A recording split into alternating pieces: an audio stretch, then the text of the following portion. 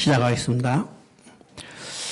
조신 하나님 아버지 은혜 감사드립니다. 저희들을 그동안 안전하게 주의 권능 손으로 지켜주셨다가 또 새 처음 만남을 가질 수 있도록 인도하신 것 감사드립니다. 이 한 해 또 우리가 창세기를 통해서 하나님이 마음이 무엇인지를 깨달을 수 있도록 우리가 배우게 하시고 깨닫게 하신 것 참으로 감사드립니다.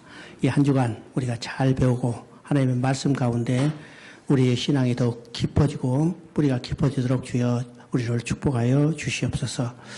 말씀을 전할 때 성령이 충만하게 해주셨고 말씀을 들을 때 성령이 충만하게 해주셔서 온전히 주만이 온전히 우리의 주로 고백할 수 있도록 믿음을 허락하여 주시옵소서. 이 모든 말씀 우리 주 예수 그리스도의 이름으로 기도드리옵나이다. 아멘. 새해 또 아주 건강한 얼굴로 뵈서 반갑습니다. 제가 이제 광주로 이사 가서 오늘 아침 이제 새벽에 오느라고 좀,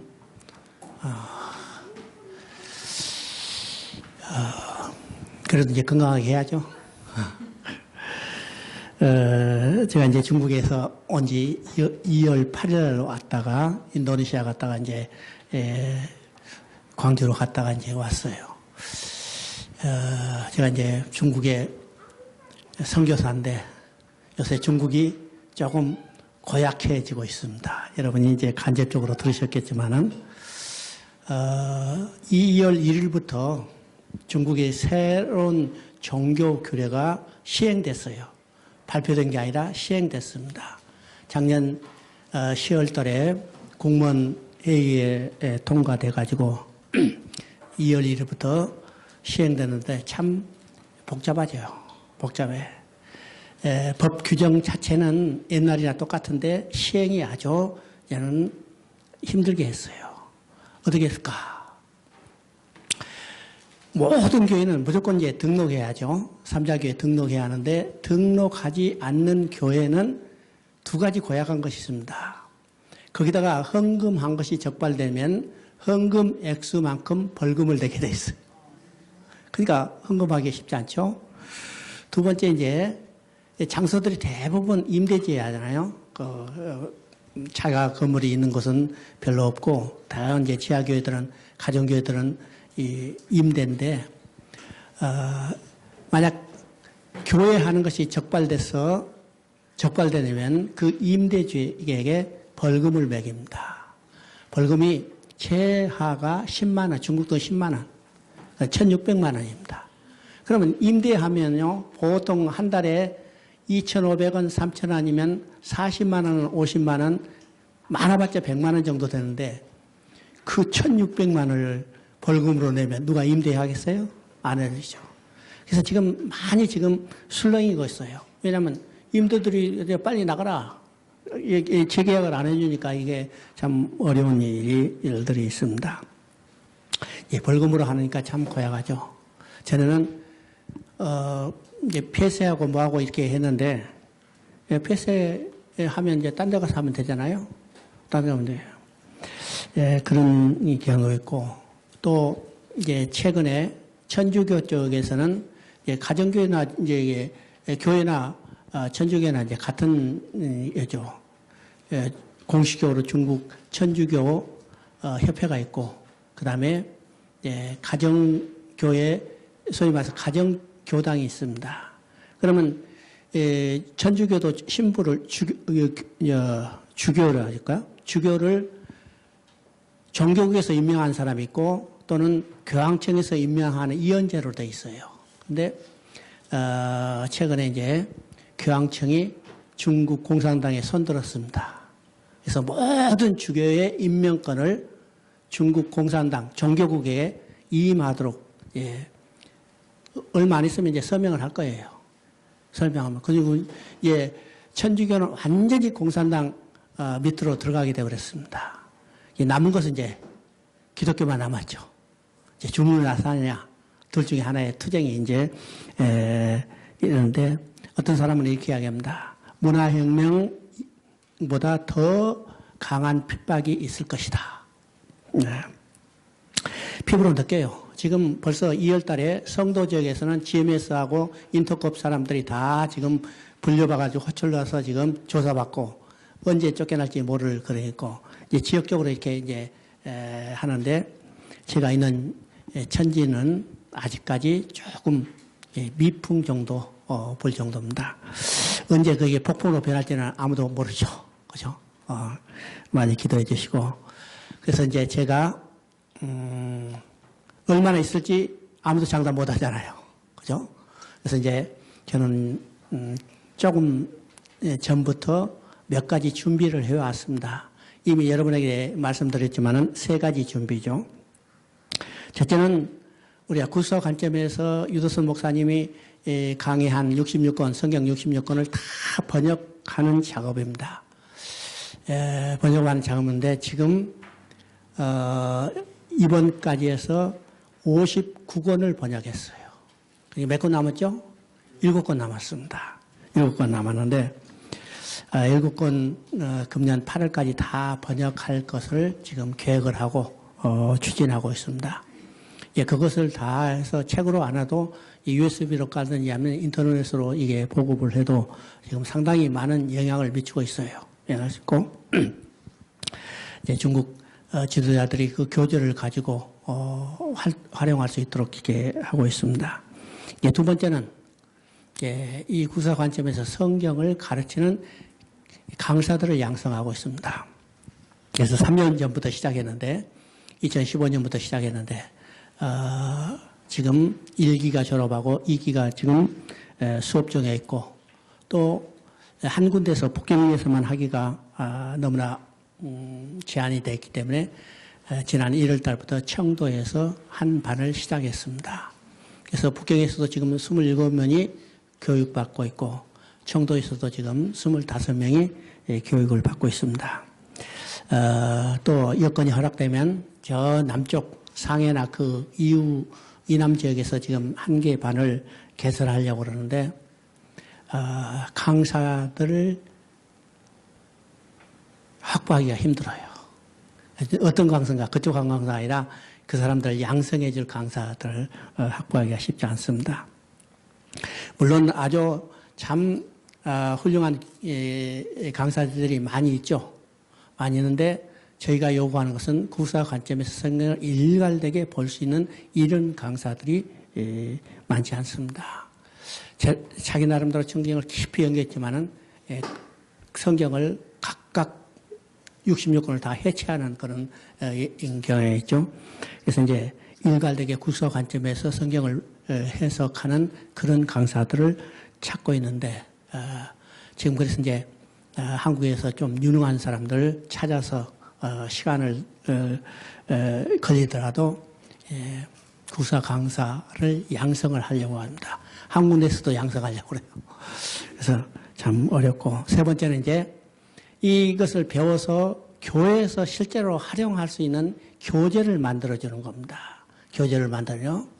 지금 이제 여러분이 가지고 있는 이런 교재도 참 빈약하지만은 실제로 중국 지도자들은 이것을 번역했을 때 제대로 활용하고 있어요. 활용하고, 국사 조강 같은 경우나 또 국사 핵심 같은 것은 교회에서 지도자들이 그대로 활용합니다.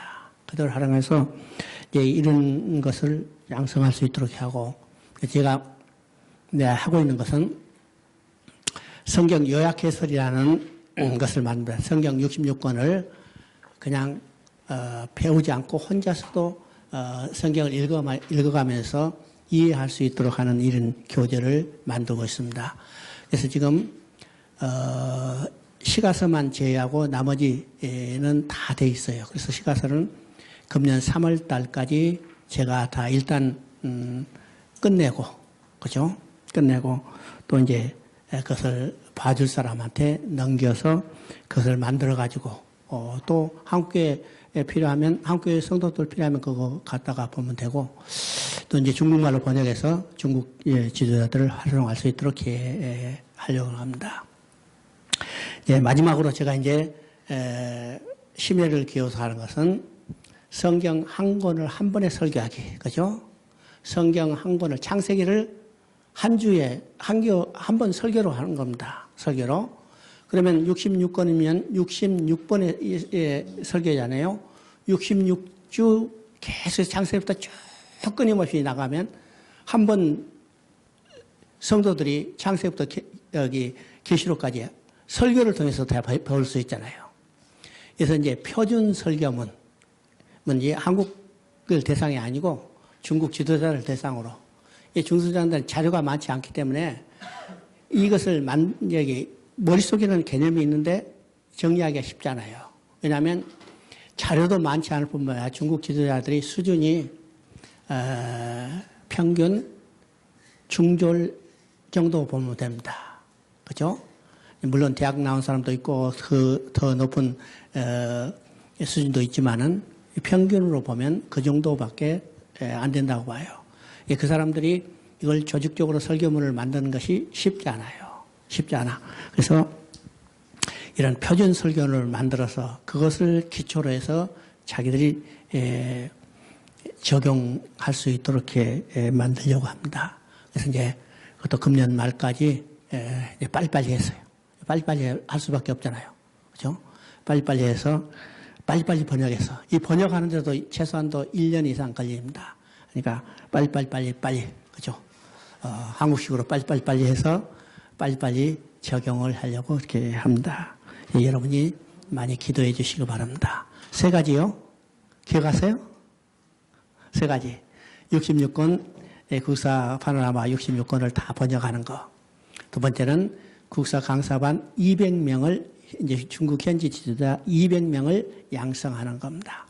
세 번째는 이제 중국 교회에서 지도자들이 적용해서 성도들에게 성경을 가르쳐주는 교재를 만들어주는 거죠.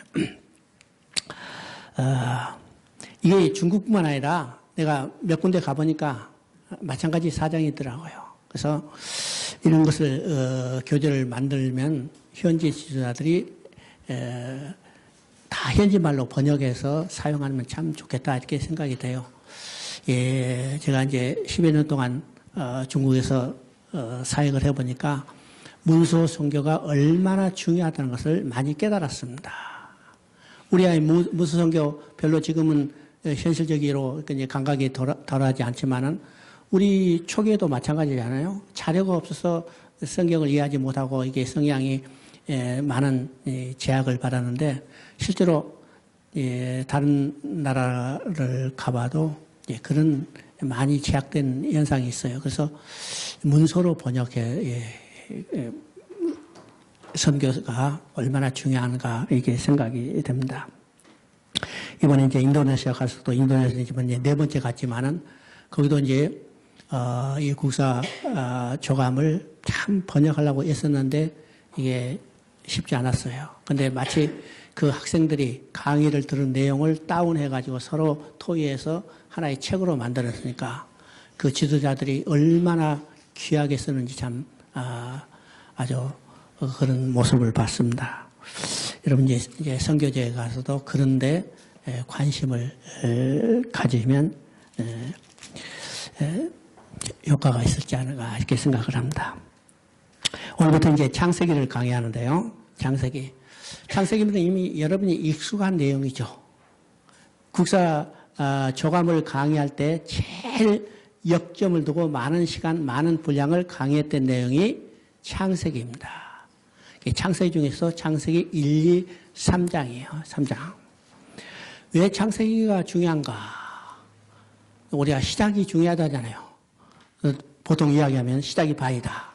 창세기를 알면 성경 반 이상을 알 수 있습니다. 성경이 어떤 책일까요? 성경은 하나님의 구원 계획이죠. 구원 계획이요. 우리가 구원 계획 하면 어떤 걸까? 우리가 이제 개념적으로 이제 이야기를 해야 합니다. 구원 계획 하면 우리가 지금까지 배우고 공부했던 그 방법대로 멋있게 생각해요. 근데 구원 계획은 아주 간단한 겁니다. 간단해요. 여러분, 자식들이 다 있어요. 자식들이 다 있는데, 만약 자식이 잃어버렸으면 반드시 찾죠? 찾지 않으면 부모가 아니에요. 잃어버렸으면 찾겠어요? 안 찾겠어요? 반드시 찾아요. 이게 잃어버린 자식을 찾는 것이 구원입니다. 그죠? 복잡한 이야기가 지금 구원계예요. 하나님도 잃어버린 자기 백성을 찾는 일이 하나님의 구원계획입니다. 구원계획이죠. 이걸 이제 조금 이제 학문적으로 이야기할 뿐이죠. 학문적으로요. 성경은 바로 이 개념을 머릿속에 둬야 성경을 제대로 이해할 수 있고 하나님의 마음을 알 수 있습니다. 우리가 성경을 통해서 하나님 마음을 아는 것은 곧 부모의 마음을 아는 것, 부모가 어떤 마음을 가지고 있는 것과 아는 것과 똑같아요. 똑같습니다. 그래서 구원계획도 똑같죠. 잃어버린 자식을 반드시 찾듯이 하나님도 잃어버린 백성을 찾는 일이에요. 성경에서 하나님의 큰 일이라는 말이 여러 번 반복됩니다. 그렇죠? 성경을 읽으시면요, 하나님의 큰 일이라는 말이 여러 번 반복돼요. 그러면 우리가 하나님의 큰 일을 하면 어떤 기사 이작을 생각해요. 병자를 낫게 한다든지, 말기 암자 낫게 한다든지, 이게 큰 일로 생각하죠. 하나님에게는 그건 아무런 큰 일이 아닙니다. 우리는 그 생각이에요. 우리가 기적과 이사 이렇게 생각하면 그 큰 일을 생각하지만은 하나님에게는 거의 큰 일이 아니에요. 그러면 하나님께 큰 일이라는 것은 어떤 일일까? 이거 똑같이요. 자식을 잃어버린 부모에게 가장 큰 일은 어떤 일일까? 어떤 일이겠어요? 자식 찾는 일이에요. 자식을 잃어버렸다. 그러면 어떻게 해요? 다니던 직장 그만둬요. 하던 사업 때려쳐요. 살던 집 다 팔아요. 차던 차 다 팔고 무엇을 해야 돼요? 자식 찾아 돌아다니는 겁니다. 돌아다녀요? 왜요? 그 자식을 잃어버린 부모에게 가장 큰 일은 자식을 찾는 일이기 때문이죠. 자식을 찾아요. 그러면 하나님에게 가장 큰 일은 어떤 일이에요? 창조가 큰 일이 아니라 잃어버린 자기 백성을 찾는 일. 다시 말해서 재창조의 역사가 가장 큰 일이라는 사실을 우리가 깨닫게 된 거죠. 재창조의 역사, 곧 잃어버린 백성을 찾는 일입니다. 찾는 일이에요. 그래서 이 성경 창세기는 바로 하나님의 창조의 목적이 무엇인가를 알아야 왜 하나님이 잃어버린 백성을 찾는 구원 계획을 성취해 가시는가 하는 것을 깨닫게 되죠. 깨닫게 돼요. 왜 자식을 낳았을까? 그죠? 왜 자식을 낳았을까? 자식과 함께 살면서 기뻐하며 즐거운 삶을 살기 위해서 자식을 낳았듯이 하나님도 똑같은 마음으로 낳았죠? 따르요. 그래서 창세기를 통해서 하나님의 마음이 무엇인가를 깨달을 때 성경 전체를 통해서 하나님이 하신 구원의 계획의 하나님 목적이 무엇인가를 깨닫게 되는 겁니다. 깨닫겠어요. 그래서 창세기를 알면 성경 반을 아는 거예요. 아니, 성경 다를 아는 거예요. 성경을요. 그래서 창세기를 우리가 완전히 그냥 이해될 때, 아니, 가슴에 녹아들 때까지 이게 깨달을 수 있어야 합니다. 그렇죠? 창세기는, 우리가 창세기 하면 우리 이제 관념이 어떤 생각이냐. 창조에 대한 많은 기사를, 정보를 우리에게 제공할 것이다. 이렇게 생각하지만은 창세기가 전부 50장인데 창세기 창조에 관한 기사는 딱 2장밖에 없어요. 그렇죠? 창세기. 그러면 50장 중에서 딱 2장이면 겨우 4%예요. 25분의 1이죠? 그러면 많아요? 작아요? 극히 적은 양이에요.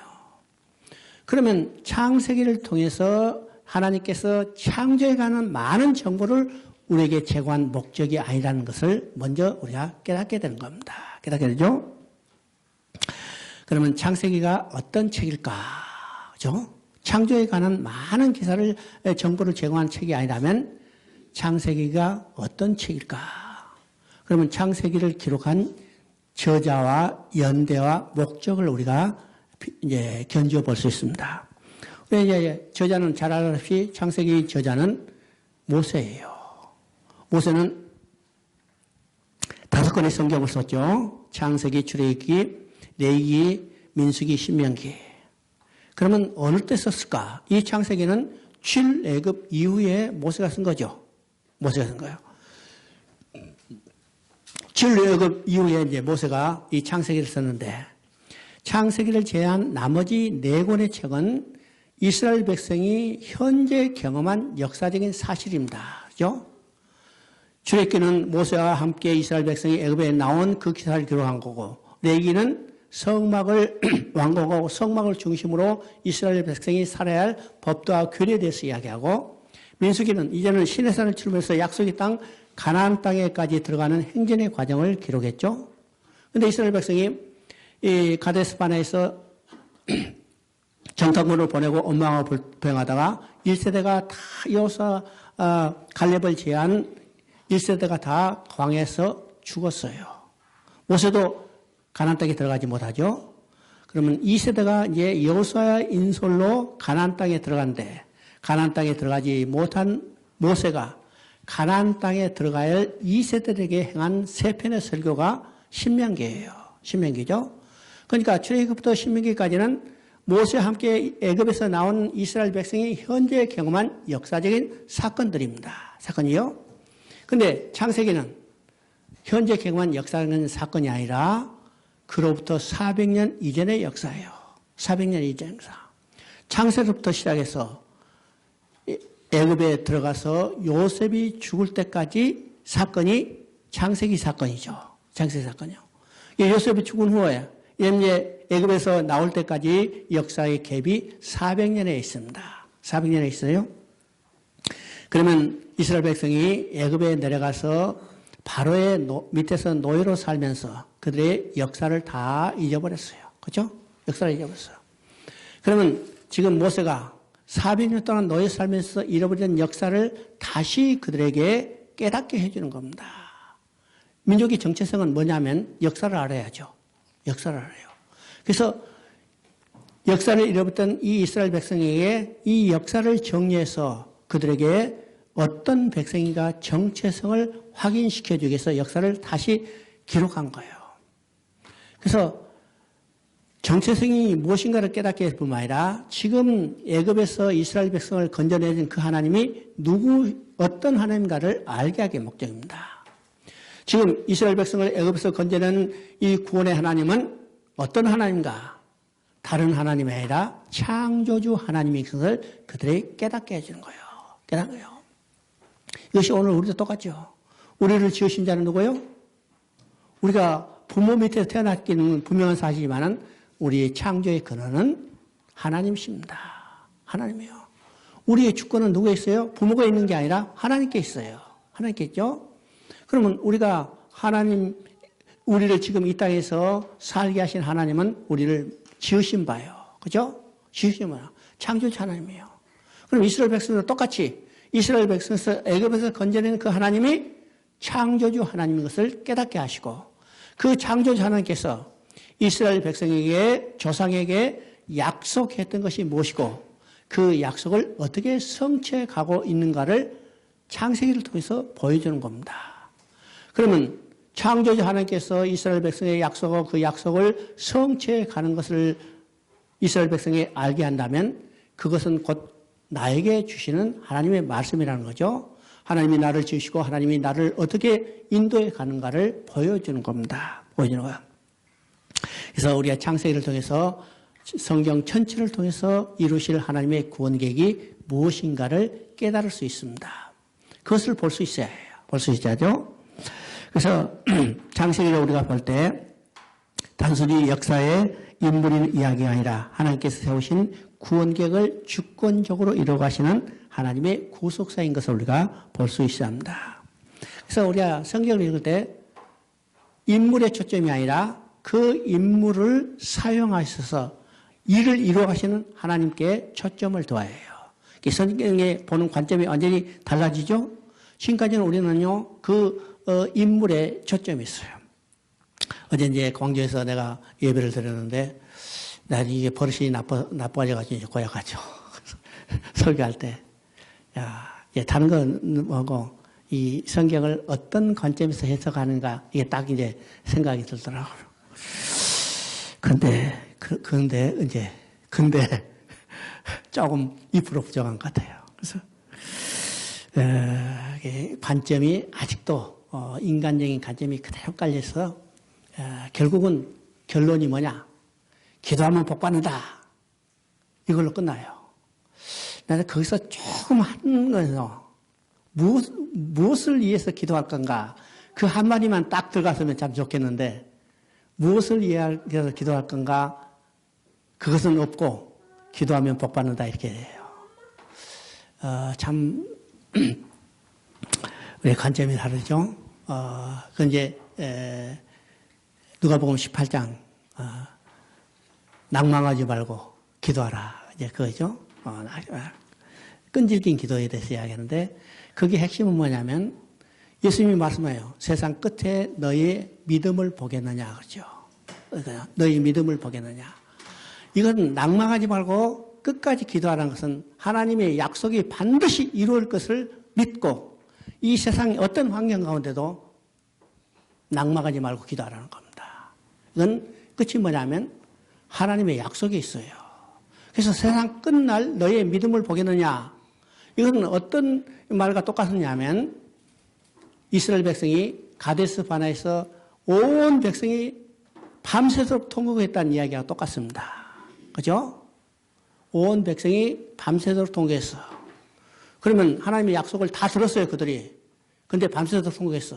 그 말은 예수님이 말씀한 것과 똑같습니다. 세상 끝날 너의 믿음을 보겠느냐. 뭐냐면요. 오늘 우리도 하나님의 약속을 끝까지 붙들고 세상의 어떤 환경 가운데도 하나님의 약속이 이루어질 것을 믿고 기도하라는 겁니다. 그래요. 약속을 붙들고 기도하라는 거. 끝까지 기도해요. 언제까지? 천국에 갈 때까지. 그죠? 약속을 붙들고. 약속은 어떤 것이요? 약속은 어떤 것이요? 우리는 천국에서 영원히 하나님과 함께 산다는 이 약속입니다. 그것이 이미 이루어졌죠? 예수 그리스도를 통해서 우리가 믿으니까 이루어졌지만 아직은 완성이 아닙니다. 완성이 될 때까지 우리는 끝까지 이 약속을 붙들고 기도해야 해요. 바로 성경은 이것을 우리에게 보장해 주는 겁니다. 이미 예수님이 이뤘다는 것을 확신을 가지고 우리가 믿음으로 살 수 있도록 이야기하는 거죠. 창세기를 볼 때도 바로 그 관점에서 창세기를 봐야 합니다. 봐야죠. 자, 그래서 창세기를 볼 때 우리가 일반적으로 지금까지 어떤 관점에서 인간적으로 관점에서 봤기 때문에 창세기를 두 부분으로 나눠서 성경을 공부했어요. 우리 이제 이 일반적인 보이죠. 두 부분, 1장부터 11장까지, 그 다음에 12장부터 50장까지. 그래서 1장부터 11장까지는 네 가지 사건이요. 창조와 타락과 홍수와 그 다음에 바벨탑 사건. 그죠? 바벨탑 사건. 그 다음에 이제 12장부터 50장까지는 네 사람이 주요한 인물. 아브라함과 이삭과 야곱과 요셉.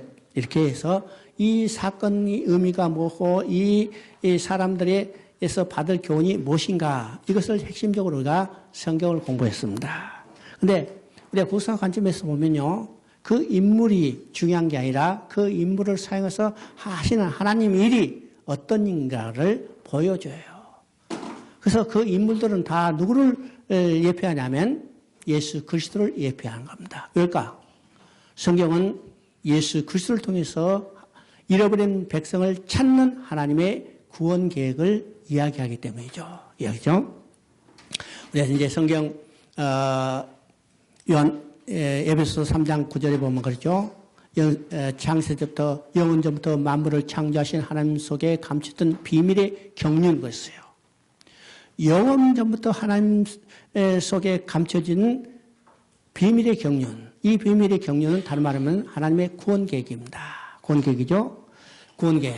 구원 계획을 창세 때부터 시작하시고 지금도 이루시고 앞으로 언제까지 예수님이 다시 오실 때까지 세상 끝날까지 이 일을 이루어 가시는 겁니다. 그 일을 누구를 통해서 이루려 하냐면 예수 그리스도를 통해서 이루어 가시는 겁니다. 그래서 성경을 우리 볼 때 가장 중요한 전제는 뭐냐? 요한복음 5장 39절이라고 했어요. 이 전제가 우리가 머릿속에 정리되지 않으면 성경을 각각 해석하는 겁니다. 오늘 이제 성경을 해석하는 많은 아주 유명한 학자들이 있지만은 창세부터 계시록까지 구사 관점에서 일관되게 깨뚫어서 성경을 해석하는 사람들이 별로 많지 않아요. 많지 않습니다. 나름대로 깊은 연구가 있지만은 그래서 많은 학자가 있지만 오늘 신앙은 점점점 멀어져요. 왜? 아버지 마음을 알지 못하기 때문에, 제대로 알지 못하기 때문이죠. 그래서 우리가 성경을 볼 때 이 1장부터 11장까지, 12장부터 50장까지 이 두 부서로 나눠서 일반적으로 공부한 것이 일반적인 관점이었습니다. 근데 우리가 후서를 볼 때는 조금 이제 바꿔서 이야기하죠. 세 부분으로 나눠서 이야기합니다. 1장과 2장, 그 다음에 3장부터 11장, 그 다음에 12장부터 50장까지 내용입니다. 그러면 1장부터 1장부터 2장까지는 우리가 일반적으로 말하는 창조의 기사입니다. 창조의 기사. 우리가 이 창조의 기사를 볼 때 하나님이 어떤 재료로 어떤 방법으로 만드는가 이 과학적인 정보를 찾는 데에 노력한다면 성경을 헛된 것으로 봐요. 저는 조금 이제 생각이 들리냐면 오늘 창조 과학계들이 창세기를 통해서 많은 과학적인 이 증거를 찾아 이제 이야기하려고 그러죠. 그래서 이제 물론 어떤 것들은 막 생물학적으로 이야기하는데 참 복잡하죠. 그 사람들이 노력도 참 중요한 거예요. 왜냐하면 진화론이 지금 풍미하고 있기 때문에 그렇지만은 아무리 과학적으로 반박을 해도 그 사람들은 돌아오지 않아요. 우리는 성경을 볼 때 과학적인 이 증거를 찾으려고 노력해서는 결코 신앙이 자라지 않습니다. 자라지 않고 하나님의 마음을 알아야 해요. 하나님의 마음을 알아야죠. 그래서 1장부터 2장까지는 창조의 기사를 통해서 하나님이 왜 창조하셨는가, 하나님의 창조의 목적이 무엇인가를 우리가 분명히 알아야 합니다. 이 창조의 목적이 무엇인가를 분명히 알아야 다음에 3장부터 이어져가는 하나님의 구원 계획이 무엇인지를, 구원 계획의 하나님의 마음이 무엇인지를 우리가 분명히 알 수 있습니다. 그렇죠? 두 번째는 이제 3장부터 11장까지는 하나님이 창조했는데 그에 대한 인간의 반응이 어떤 것인가를 보여줍니다. 우리가 1장부터 2장까지는 하나님 창조의 계획이랬죠. 하나님이 왜 창조했는가? 인간과 함께 살면서 기뻐하며 즐거운 삶을 누리기를 원했어요. 누려놨어요. 근데 인간은 그에 대한 반응은 어떤 것이요? 거역하고 반역하는 것이 3장부터 11장까지 내용입니다. 그죠? 3장에서 하나님의 약속을 어겼어요. 범죄가 기승하죠? 광했어요. 하나님은 그 가운데서 그들에게 구원을 해주셨습니다. 구원했어요. 우리가 이 6장에 말하는 홍수는 우리가 일반적으로 심판으로 이야기하지만은 홍수에는 양면이 있습니다. 하나님은 심판의 목적이 있는 게 아니라 구원의 목적이 있어요. 우리가 홍수하면 심판이라고 이야기하지만 홍수를 통해서 하나님은 하나님의 마음은 심판의 목적이 있는 게 아니라 구원의 목적이 있다는 사실을 알아야 합니다. 왜 심판받았어요? 회개하고 돌아오지 않기 때문에 심판받은 거죠. 회개하고 돌아오면 구원받는 거예요. 하나님은 그 마음이요. 회개하고 돌아오기를 원하시는 게 하나님의 마음이죠. 그렇죠? 자식이 아무리 잘못되더라도 그 부모는 자식의 마음을 떠나지 않죠. 회개하고 돌아오기를 기다리는 것이 부모의 마음이듯이 하나님도 똑같아요. 심판의 목적이 있는 게 아니라 구원의 목적이 있어요. 홍수도 마찬가지로 심판의 목적이 아니라 구원의 목적이 있어 돌아온 그들 8명을 구원해 줬어요. 그죠? 노아의 8식구를 구원했어요. 그 후손이 번성했는데 또 그들은 어떻게 했어요? 또 하나님을 배역하고 떠났죠. 그것이 어떤 사건이야? 바벨이라는 나라를 건설하고 바벨탑을 건설하는 것으로 나타나죠. 이것이 하나님이 해주신 일에 대한 인간의 반응이 어떤 것인가를 보여주는 겁니다. 그래서 이제 12장부터는 어떻게 해요? 이제는 하나님이 주권적으로 하나님의 구원 계획을 이루어 가시는 겁니다. 그 구원 계획을 이루어 가기 위해서 아브라함을 택하시고 아브라함의 약속을 주시고 그 약속을 이삭과 야곱에게 계승하시고 그 약속이 곧 오늘 우리에게까지 계승되었다는 사실을 우리가 깨닫게 되는 거죠. 깨닫게 되는 겁니다. 이것이 창세기를 보는 전체적인 대역입니다. 그러니까 아브라함이 중심이 아니라 이삭이 중심이 아니라 야곱이 중심이 아니라 그를 통해서 하나님의 구원 계획을 이루어 가시는 하나님의 손길을 우리가 볼 수 있어야죠. 볼 수 있어야 합니다. 창세기 1장 1절을 한번 봅니다. 태초에 하나님이 천지를 창조하시니라. 이제 이 한 말은요, 하나님이 누구신가에 대한 설명이 없죠. 하나님이 누구신가에 대한 설명이 없고, 하나님이 무슨 일을 하셨는가에 대한 장엄한 선포가 있습니다. 천지를 창조하신 분은 하나님이시고, 그러므로 우주 만물의 주인은 하나님이신 것을 선포하는 겁니다. 이렇게 성경의 이야기는 실제로 존재하신 하나님으로부터 시작되는 거예요. 그 하나님이 천지 만물을 창조하셨다는 것으로 선포되는 거죠. 선포되요. 오늘 하나님이 천지 만물을 창조했는 데는 많은 아주 이론들이 있죠. 이론도 있습니다. 그러나 우리는 확실한 것은 하나님이 천지 만물을 창조하셨다는 그 사실이에요. 우리가 그 기초가 이어지지 않으면 성경을 이해할 수 없죠. 하나님이 천지 만물을 창조하셨다. 이건 과학적으로 증거해서 믿는 게 아니라 우리는 믿는 거예요. 그죠? 그죠? 아무리 과학적으로 이것을 증거하려고 해도 증거할 수 없을 뿐만 아니라 이것을 반대하는 많은 또 이론들이 있지만은 그것도 아무런 근거가 있는 게 아니에요. 그저 그들의 생각대로 그들이 믿는 거예요. 그냥. 진화론도 하나의 여러분 이제 엄격히 말하면 신앙이에요. 신앙입니다.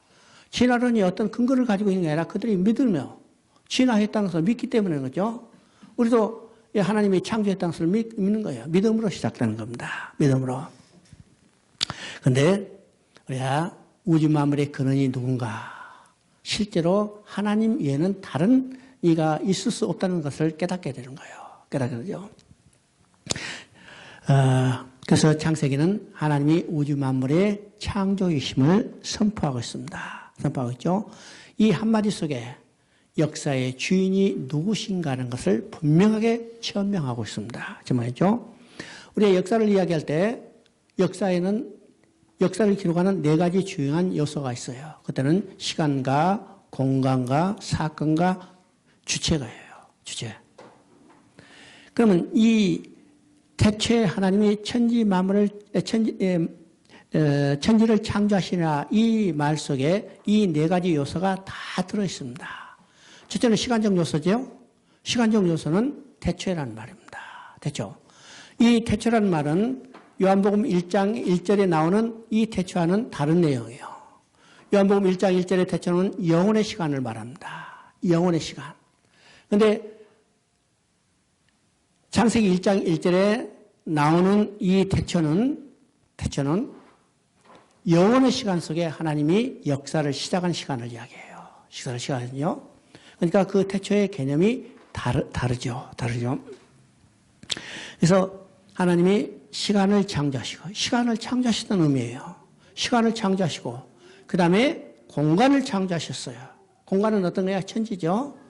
그 다음에 주체가 누구냐? 하나님 자신이에요. 그 다음에 하신 사건은 창조의 사건입니다. 그럼 역사를 기록한 이 네 가지 요소가 이 한마디 속에 다 들어있기 때문에 이것을 통해서 하나님이 역사의 주인이시라는 것을 우리가 깨닫게 된 거죠. 깨닫게 된 겁니다. 우리가 이제 성경에는요, 태초에 하나님이 천지를 창조하시니라 하는데 이것을 정확히 이야기하면 하나님이 태초에 천지를 창조하시니라 이렇게 해야 해요. 그죠? 주어가 제일 앞으로 나와서 하나님이 태초에 천지를 창조하시니라. 우리말 성경이요, 좀 이제 조금 그 번역들이 잘못됐다기보다도 이거 좀 고치면 좋지 않을까 이런 것들이 있어요. 어디가? 히브리서 1장 1절에도 마찬가지입니다. 히브리서 1장 1절도 한번 보십시다.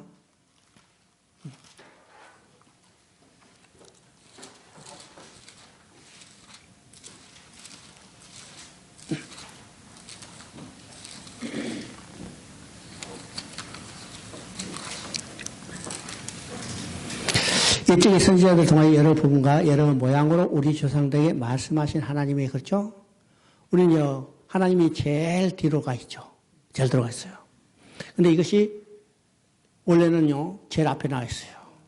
하나님이 주어로 나와 있습니다. 주어로. 물론 여기도 이제 순서로는 주어지만은 뒤로 나와 있잖아요. 그런데 하나님이 옛적의 선지자를 통해서 여러 부분과 여러 모양으로 우리 조상들에게 말씀하셨고, 그렇죠?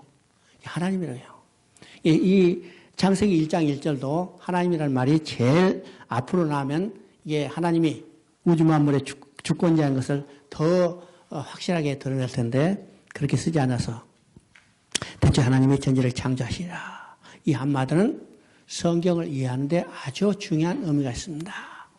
우리가 성경을 이해할 때 세 가지 역사관을 가지고 이 성경을 읽어야 해요. 성경은 철학책이 아니고 성경은 도덕책이 아니라고 그랬습니다. 이미 이제 여러분 들으신 분들은 알지만은 성경은 하나님이 구원 계획을 이루시는 일들을 역사적인 사건을 통해서 기록한 책이 성경이에요. 그래서 철학책이 아니고 윤리책이 아닙니다. 윤리책이 아니요. 우리가 가끔 성경을 철학적인 개념으로 생각하거나 윤리적인 책으로 잘못 이해하기도 해요. 이제 언젠가 이야기했지만 어떤 유명한 신학자가 이렇게 이야기했어요. 전도서를 가지고 인생을 오래 사는 사람이 깊이 사고해서 기록한 참 아주 심오한 철학책이다. 이렇게 이야기했어요. 어떻게 보면 그 말이 맞은 것 같지만은 그 말은 전적으로 틀린 말입니다. 전적으로 틀려요. 성경은 철학책이 아니에요. 하나님이 하신 일을 역사적인 사건을 통해서 기록해서 오늘 우리에게 주신 책입니다. 그죠? 그러면 하나님이 하신 일이 어떤 일이에요? 하나님의 구원 계획이에요. 그럼 구원 계획은 누구를 통해서 이루어요? 하나님이 자기 아들 예수 그리스도를 통해서 이루어 가시는 겁니다. 그래서 요한복음 5장 39절을 우리가 성경 읽을 때 가장 중요한 전제라고 써요. 너희가 영성을 얻으러 성경을 연구하거냐? 성경이 내게 대해서 증거한 것이다. 그건 누구냐면 예수 그리스도를 증거하는 거예요. 그럼 성경 66권 전체가 누구를 증거하냐면 예수 그리스도를 증거하는 거죠. 왜일까? 하나님이 구원 계획을 이루어 가시는데 자기의 아들 예수 그리스도를 통해서 이루어 가시기 때문이에요. 그렇죠? 그래서 성경 읽을 때 가장 중요한 점은 성경 모든 것이 하나님의 구원 계획이고 그 구원 계획은 예수 그리스도를 통해서 성취하기 때문에 성경 66권 전체가 예수 그리스도를 증거한다. 이것을 우리가 전제하고 성경을 읽어야 합니다. 그러니까 전도서도 누구를 증거하냐면요. 예수 그리스도를 증거해서 예수 그리스도를 통해서 하나님이 이루어 가시는 구원 계획을 증거하고 있다는 사실이에요. 그래서 성경은 철학책이 아니고 성경은 윤리책이 아니고 성경은 하나님이 구원 계획을 이루어 가시는 역사적인 사건을 기록한 역사적인 사건이다. 사실이다. 그래서 성경을 읽을 때 우리가 가져야 할 세 가지 중요한 전제가 있다. 역사관이 있다고 했어요. 이 역사관을 가지고 성경을 읽을 때 성경을 우리가 바로 이해할 수 있습니다. 첫째 역사관은 역사의 주인은 하나님이시고 하나님이 절대 주권을 가지고 역사를 운행해 가신다는 사실을 우리가 보게 되는 거예요. 보게 되죠.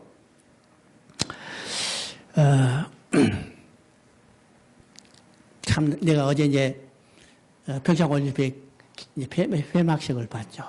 그래가지고 중국에 있을 때 중국 인터넷에 얼마나 한국을 비판하고 평창 올림픽 실패할 것이라 막 중국 사람들이 떠들고 보니까 한 달밖에 안 남았는데 여기 그 입장표 예매가 20%밖에 안 됐으니까 이건 뭐 완전히 망했다 이렇게 중국 사람으로서 저도 그걸 보고 야 평창 올림픽 정말 가능할까 객관적으로 보니까 하나도 성공할 것 같지 않더라고요.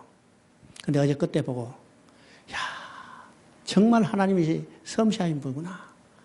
한 빈틈없이 이걸 다 치료해서 참 세계의 이름을 날릴 수 있도록 하는 건 참 그러나 우리나라 역사가 바로 그런 역사예요.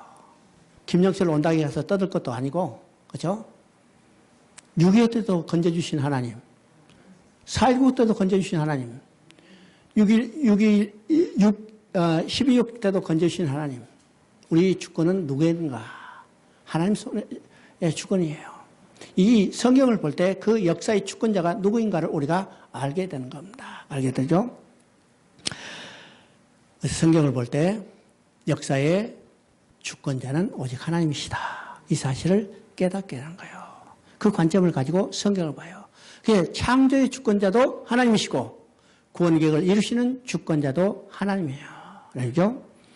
두 번째 성경을 볼 때 우리가 가져야 할 것은 하나님의 역사는 시작과 끝이 있어요. 끝이죠.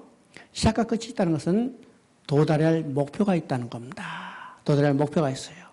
그래서 하나님의 역사는 도달할 목표가 있고 이 목표를 향해서 일정한 방향으로 진행해 가는 역사입니다. 역사였죠? 그래서 목표와 방향이 정확한 시작과 끝이 있는 역사예요. 그런데 이 목표는 단순한 목표가 아니라 더 성장된, 더 진보된 목표예요. 그래서 창세기로부터 시작하는 이 역사는 계시록에서 끝나죠. 그러니까 계시록을 향해서 우리는 이 목표를 향해서 전진해 가는데 계시록에서 끝나는 그 목표는 창세 때보다 더 진보된 향상된 목표라는 사실을 우리가 보게 되는 겁니다. 우리는 이 살아가는 것은요, 이 역사의 한 가운데서 진행해 가는 거예요. 진행가요. 그러면 우리가 이 역사를 진행해 가는 게 아니라 역사의 주권자는 하나님이시기 때문에 하나님이 우리 모든 역사를 운행해 가시는 거죠. 그렇죠? 세 번째 우리가 가져야 할 역사인식은 하나님이 자신이 계획하고 목적하신 것은 반드시 완성하시고 끝내신다는 사실이에요. 하나님이 자신이 계획하시고 목적하신 것은 반드시 완성하시고 끝내기 때문에 하나님의 역사에는 절대로 실패가 없습니다. 절대로 중단하지 않고 포기하지 않고 변경하지 않고 반드시 완성하시고 끝내신다는 사실이죠. 그래요. 그래서 우리가 역사의 눈을 볼 때 하나님은 실패가 없다. 성경의 역사가 바로 이 실패 없는 역사를 보여줘요. 인간의 눈을 볼 때는 바로 실패하고 잘못되어 가는 것 같지만은 하나님은 그것을 다시 선으로 바꿔서 하나님이 이루고자 하는 그 목표를 반드시 이루는 것을 우리가 보게 되는 겁니다. 보는 거죠. 이것을 볼 때 하나님이 나를 구원하시는 그 일들은 반드시 이루시고 중단하는 일이 없고 보다 더 향상된 이치에 올려놓게 된다는 사실을 우리가 깨닫게 되는 겁니다. 깨닫게 되죠. 우리 창세기 1장 1절 태초에 하나님이 천지를 창조하시나 이 말씀을 통해서도 우리가 얼마나 깊은 의미를 깨달을 수 있습니다. 깨달을 수 있죠. 태초에 하나님이 천지를 창조하시나 이게 이제 여러 가지 일들인데 이거는 이제 개념적으로 여러분이 알아두시면 되겠습니다. 그래서 하나님이라고 그러죠. 이 용어는요, 창세기에만 32번이 나고 성경 전체에 한 2,500번 쌓입니다.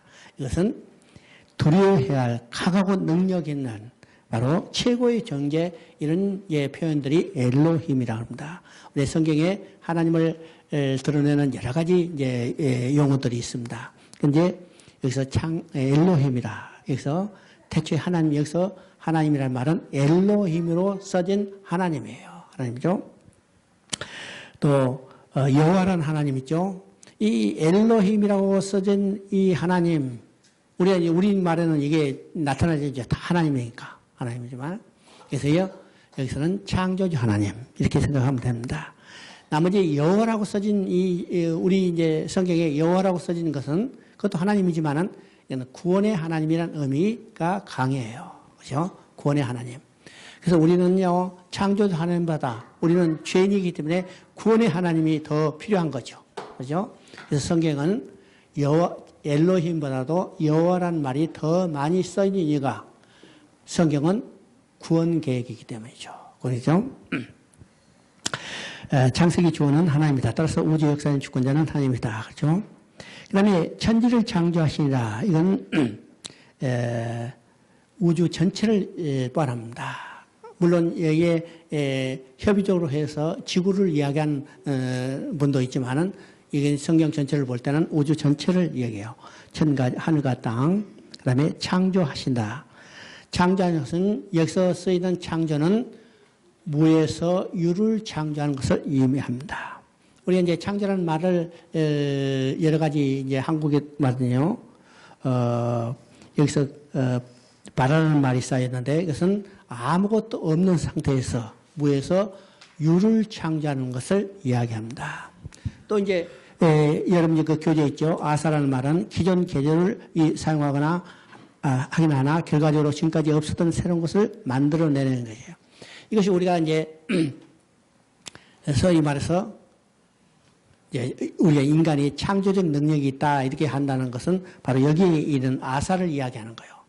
이건 하나님이 창조하는 게 아니라 인간이 이 기존 있던 재료를 가지고 없던 것을 만들어내는 것, 그죠? 만들어내는 거.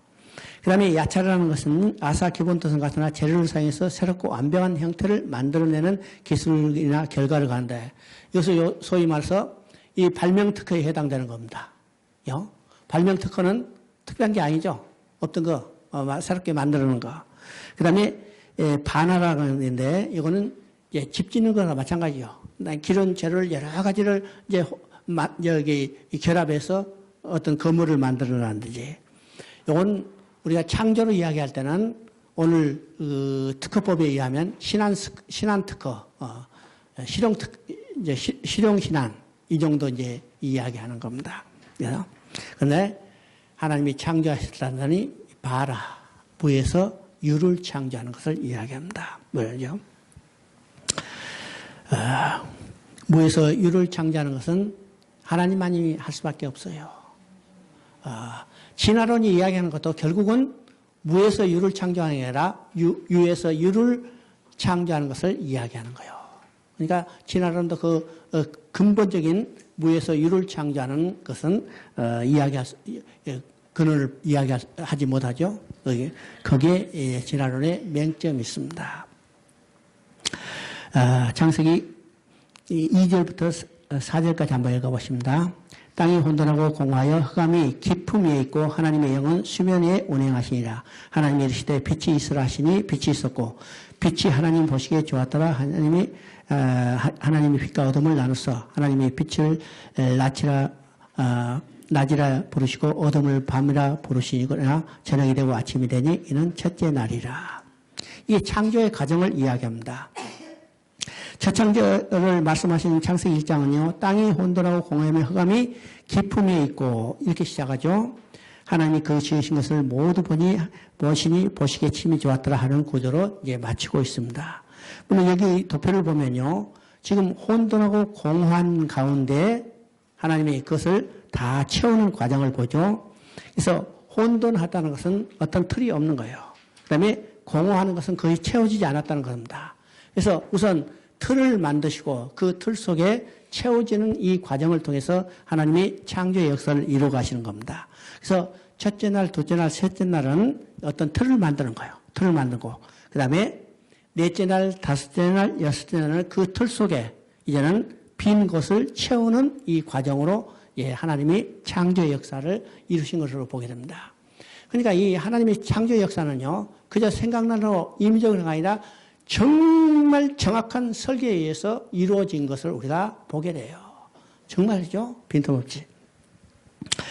흑암이 깊음 위에 있고 있는 단순히 밝음의 반대 개념이 아니라 빛이 창조 이전의 근본적인 암흑의 상태를 말하는 것입니다. 하나님이 빛이시라 하심으로 흑암을 광명으로 바꿔주셨어요. 하나님이 영이 수면에 운행하리라. 이 말은요. 창조 사역도 성부, 성자, 성령의 삼위 사역이 있었음을 우리가 보여주고 있습니다. 이게 창조 사역도 삼위 사역이 있을 뿐만 아니라 구원의 사역도 삼위 사역이 동용하고 있는 것을 우리가 보되, 물론 우리가 이제 시대적으로 조금 이제 강조점이 다르죠. 구약 시대는 성부의 사역이, 그 다음에 복음 시대는 성자의 사역이, 그 다음에 교회 시대는 성령의 사역이 이야기지만은 물론 다 동역하고 있는 것을 보이는데 누가 주도적으로 했느냐에 따라서 강조점이 다를 뿐입니다. 다를 뿐이에요.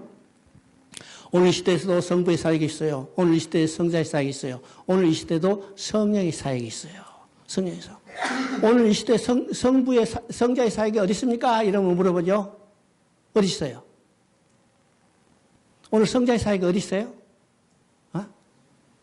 오늘 성자의 사역은 하늘에서 하나님 우편에서 우리를 위하여 친히 강구하시는 하늘에 계신 큰 대제사장으로 사역하고 있습니다. 그분이 땅에 오셨던 우리를 죄를 속하기 위해서 십자가에 죽으셨어요. 그러나 하늘에 오르셔서 성령을 보내셔서 이 땅에 우리와 함께 역사하지만은 또 하늘에서는 성자 하나님께서 하나님 우편에서 우리를 위하여 깊은 강구를 하고 있는 것을 보게 돼요.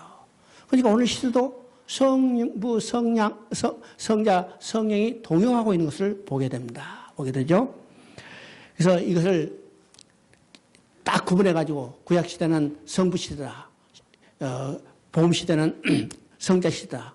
그 다음에 현재는 성령시대다. 이게 명확히 구분되지 않아요.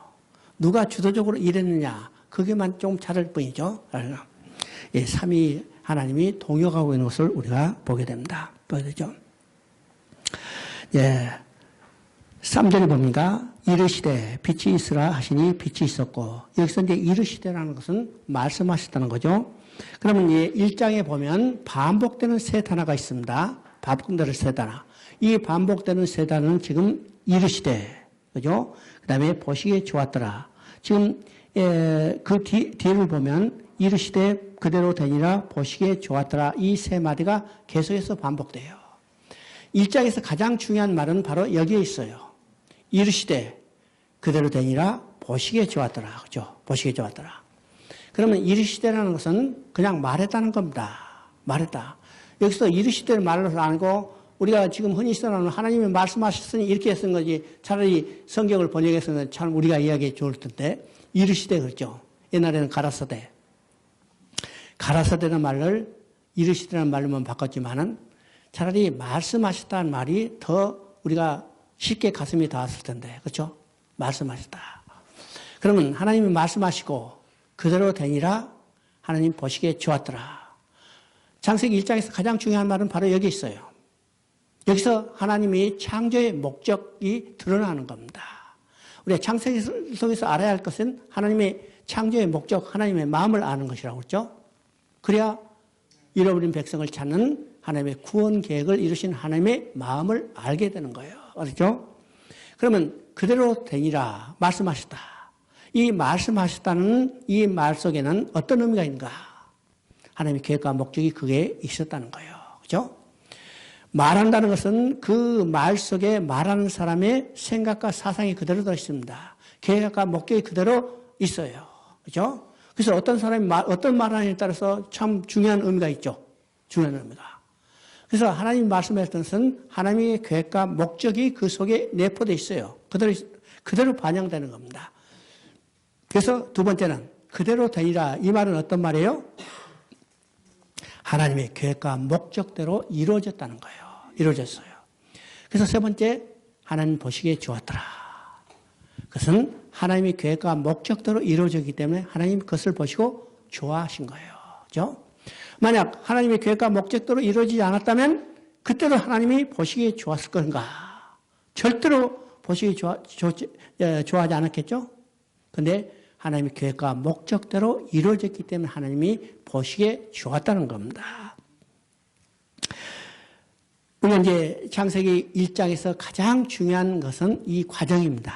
하나님의 창조하는 과정. 그죠? 자, 1장 5절에 보니까 아침이 5절을 보니까 하나님 빛을 낮이라 부르고 어둠을 밤이라 부르시니 저녁이 되고 아침이 되니 이는 첫째 날이라. 우리는 통상 아침이 되고 저녁이 되니 이렇게 이야기하지만은 여기서 지금 성경은 이야기죠. 저녁이 되고 아침이 되니 첫째 날이라. 이것이 히브리적인 날짜의 개념, 시간의 개념입니다. 히브리는 저녁부터 아침까지가 하루예요. 그죠? 저녁부터 아침까지.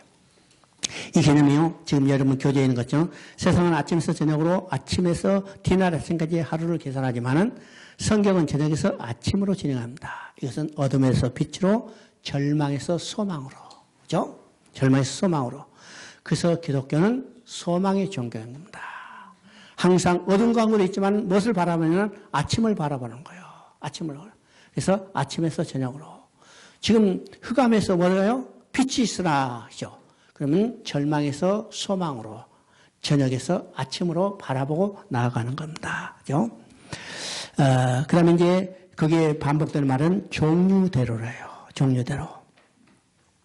그러니까 오늘날 진화론에서 이것이 또 가지죠. 종류대로. 각각 종류대로. 그죠? 이 종이 바뀌지 않는다고 그래요. 학자들이. 오늘날 많이 종을 바꾸려고 해도 다시 어떤 그 특별한 변이를 주려고 해도 순간적으로 변이가 일어났다 하더라도 일대에서 끝나고 다시 원점으로 돌아간대요. 이게. 그러니까 하나님이 이 종류대로 지었습니다. 인간은 인간대로, 원숭이는 원숭이대로 지었어요. 그죠? 원숭이가 인간으로 절대로 변화될 수 없습니다. 그죠? 자, 그래서 이 종류대로 지었다는 것을 우리가 이해해야 해요. 그 다음에 이 모든 만물을 지을 때 어떻게 지었을까? 옛날에 우리가 이제, 우스갯소리에 말이죠. 계란이 먼저냐, 닭이 먼저냐. 닭이 먼저예요. 그죠? 하나님은 닭을 지었어요. 계란을 만드신 게 아니라 닭을 지었어요. 닭을 지은 다음에 하나님이 축복한 거 뭐냐면 생육하고 번성하고 충만하라. 이겁니다. 먼저 지으시고 완전한 것을 먼저 지으시고 그것을 축복해서 생육하고 번성하고 충만하는 거예요. 충만하는 거죠. 그러니까 이 성경을 분명히 보면 계란이 먼저냐 닭이 먼저냐 논할 필요가 없죠. 논할 필요가 없습니다. 아담도 어린아이를 지은 게 아니라 완전한 성숙한 사람을 지으고 그를 통해서 자녀를 낳고 이제는 생육하고 번성한 축복을 주신 거예요. 축복을 주는 겁니다. 우리 창세기 1장을 통해서 우리 1차적으로 가져야 할 관심은 어떻게 천지 만물을 만드는 것에 대한 호기심을 충족하기보다도 하나님이 어떤 분인가, 하나님이 왜 우주 만물을 지으셨는가를 우리가 깨달아야 합니다. 깨달아야죠. 그 내용은 여러분이 읽어보시고 그 다음에 창세기 1장 26절, 27절 한번 읽어보십니다. 1장 26절, 27절. 하나님이 이르시되 우리의 형상을 따라 우리의 모양대로 우리가 사람을 만들고 그들로 바다의 물고기와 하늘의 새와 가축과 온 땅과 땅에 기는 모든 것을 다스리게 하자 하시고 하나님이 자기 형상 곧 하나님의 형상대로 사람을 창조하시되 남자 여자를 창조하시고 이제 1장 26절과 그 뒤에 우리가 이제 연관해서 쭉 봐야 합니다. 왜냐하면 이런 창소 기사를 볼 때 가끔 이제 이런 질문을 해요. 아니 1장에서 남자 여자 창조하는데 왜 2장에 가서 또 갈빗대 뽑아서 여자를 만들었습니까? 어떤 관계이냐니까. 2장의 기사는 이미 1장에 이루어진 것이에요. 2장 것을 구체적으로 설명할 뿐이죠. 갈빗대 뽑아서 만들어서 이미 1장 26절에 27절에 남자 여자 만든 것은 이미 그 속에 포함되어 있어요. 그렇죠? 이것을 구체적으로 설명했을 뿐입니다. 설명했죠? 2장 7절에 나오는 흙으로 지으시고 생기를 불어넣는 이 과정도 이미 1장 26절에 나온 그대로예요. 이미 그죠? 그러니까 이건 두 번의 창조가 아니라 한 번의 창조를 2장에 가서는 구체적으로 설명할 뿐이죠. 맞아요. 그래서 이제 1장 26절을 보면 하나님이 이르시되 우리의 형상 따라 우리의 모양대로 우리가 사람을 만들고 그랬습니다.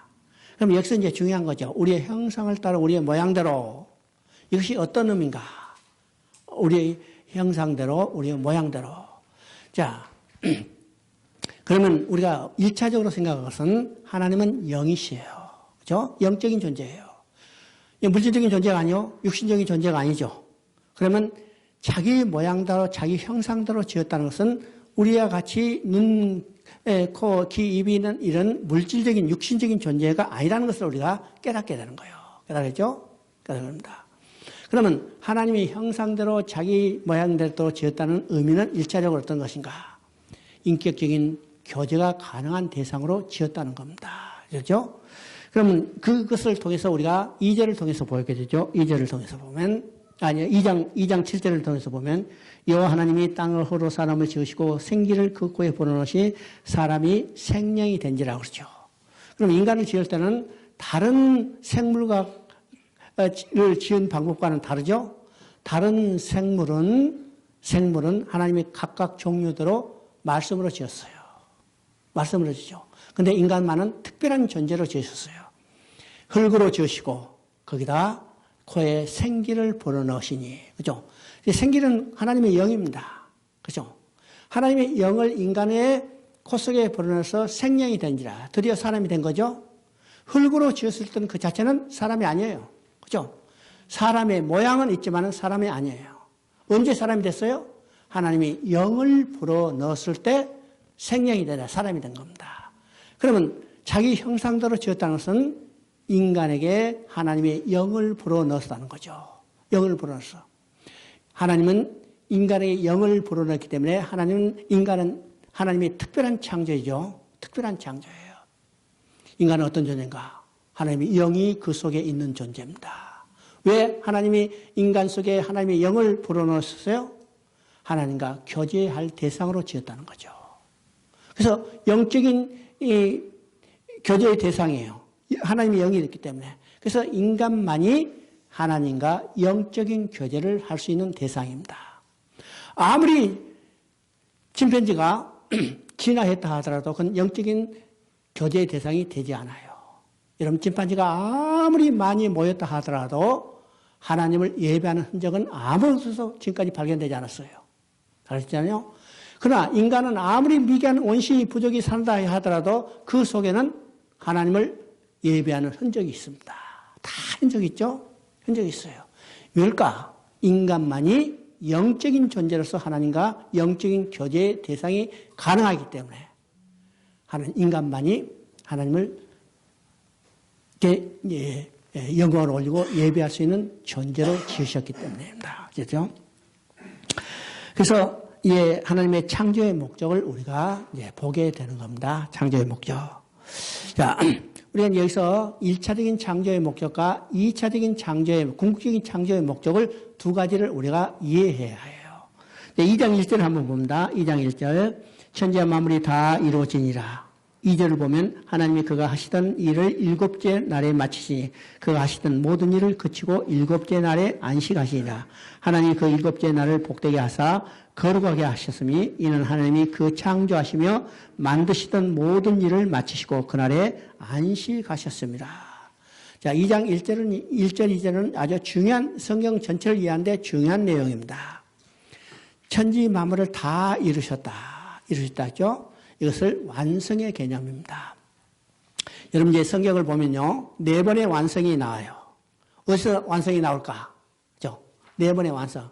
이건 이제 이번에는 창세기만 강의하기 때문에 이제 그걸 우리 이제 이야기할 거예요. 창세기 4번의 완성이 나오는데 첫 번째 완성은 지금 2장 1절에 나오죠. 창세기 2장 1절에 천지 만물을 다 이루시라. 이 말은 하나님의 계획과 목적대로 인간과 함께 살기를 원하시는 하나님 나라를 완성하는 거예요. 완성하는. 이것이 천지 만물을 다 이루시는 거야. 두 번째 완성의 개념은 어디서 나오냐?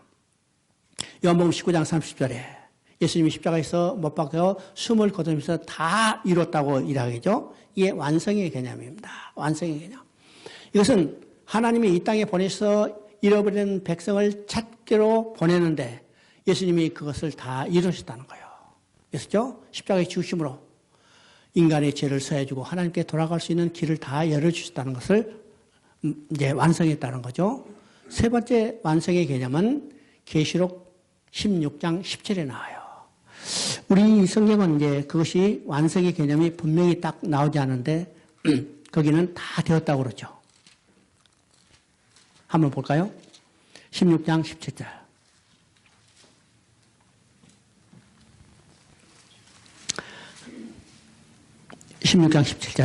계시록 16장 17절. 일곱째 천사가 그 대접을 공중에 쏟음에 그 음성이 성전의 보좌로부터 나서 이르되 되었다 하시니. 자, 여기서는 어떤 개념인가? 지금 일곱째 천사가 나서 일곱째 대접을 쏟는 것은 이게 마지막 심판이에요. 마지막 심판. 마지막 심판을 쏟으며 일곱째 대접을 쏟으며 다 되었다. 이 말은 심판이 완료됐다는 겁니다. 이 말은 인간을 자기 노예로 삼고 인간을 슬픔과 죽음의 칠곡에 빠지게 했던 사단이 세력이 완전히 멸망됐다는 것을 선포하는 거예요. 선포하는 거죠. 그리고 마지막에 다 되었다는 말은 21장, 계시록 21장 6절에 나옵니다. 21장 6절에. 다 되었다. 다 되었다. 이것은 창세기 2장 1절과 이게는 이제 대칭되는 거죠. 창세기 2장 1절에서 하나님 나라를 다 이뤘어요. 근데 인간이 하나님을 떠나서 사단의 노예로 전락됐죠. 노예로 전락된 인간을 예수님이 십자가에 죽으심으로 다 구원해냈어요. 그리고 인간을 괴롭히던 사단의 세력도 이제는 21장, 계시록 16장 17절에 다 이제는 심판받고 멸망됐습니다. 그렇기 때문에 하나님은 하나님의 계획과 목적대로 하나님의 나라가 다 완성됐다는 것을 선언한 것이 계시록 21장 6절이에요. 6절이죠. 이 네 성경, 네 군데 완성만 우리가 이해하면 성경 전체를 다 이해하는 거죠. 이해하는 겁니다. 이 내용은요. 그래서 창세기 2장 1절에 다 이뤘다. 다 이뤘다. 그러면 다 이뤘다는 개념이 어떤 것일까? 우리는 이제 구체적으로 여기서 보게 됩니다.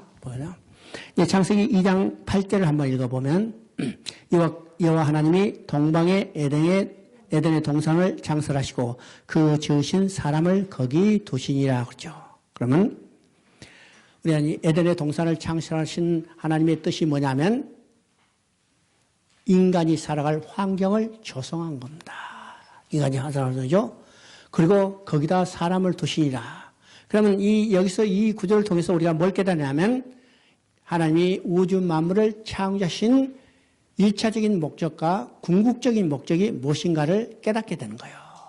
그러면 하나님이 우주 만물을 창조하신 1차적인 목적은 인간이 살아갈 환경을 조성한 것입니다. 그죠? 인간이 살아갈 환경을 조성한 것이 1차적인 목적이에요. 그래서 물도 만들고 빛도 만들고 식물도 만들고 동물도 만드는 이 모든 목적은 인간이 살아갈 환경을 조성한 겁니다. 우리는 창세기 9장을 보면 참 중요한 날이죠. 하나님이 보존 언약을 세우신데 인간에게만 세우신 게 아니라 생물들에게도 똑같이 보존 언약을 세웠어요. 왜 하나님이 보존 언약을 세우시는데 인간만이 아니라 생물들에게도 다시 멸하지 않겠다고 보존 언약을 세우실까? 왜 그랬어요? 생물이 없으면 인간이 살아갈 수 없기 때문이에요.